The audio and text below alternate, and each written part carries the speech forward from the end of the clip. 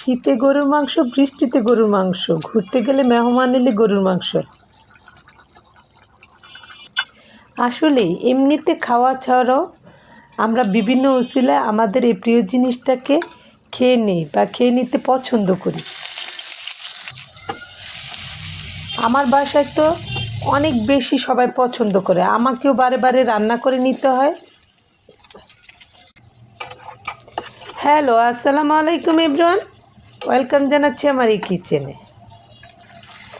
আজকে আমি গরুর মাংস মূলা দিয়ে রেঁধে নিব।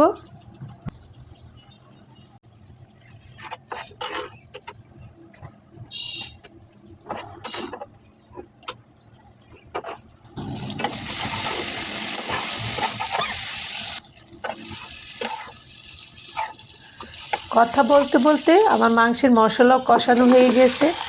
এদিকে ধুয়ে রাখা মাংসগুলো কষানো মশলার উপরও দিয়ে দিলাম। এখন একটু নেড়ে চেড়ে মশলাটা মাংসের গায়ে মিশিয়ে দিচ্ছি, আর অল্প একটু পানিও দিয়ে দিলাম মাংসটা ঢেকে সিদ্ধ করে নিব বলে।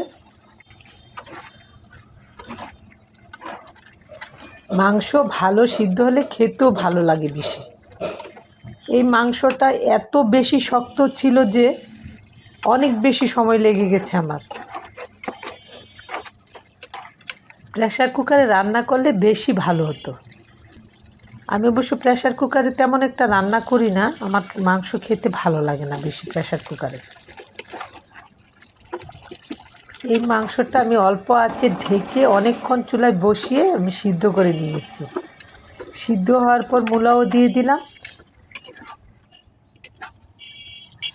এই রান্নাটা আমি অনেকবার রান্না করেছি। আমার যেহেতু রেগুলার রান্নাগুলি আপনাদের সাথে শেয়ার করি, আপনাদের সাথেও শেয়ার করা হয়ে গেছে।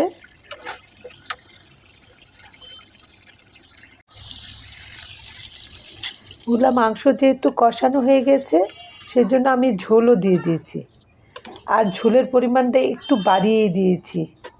এই তরকারিটা একটু ঝোল ঝোল খেতেই বেশি ভালো লাগে।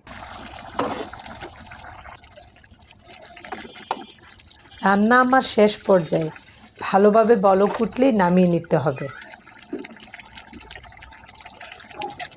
এরকম ঠান্ডা সময়ে গরম গরম ঝোল ঝোল গরুর মাংস দিয়ে ভাত অথবা রুটি খেতে দারুণ লাগবে, আর সাথে সবজিও খেয়ে নেব। আমার রান্না শেষ, এখন খেয়ে নেওয়ার পালা। কেমন হয়েছে বলেন তো? ভালো থাকবেন সবাই।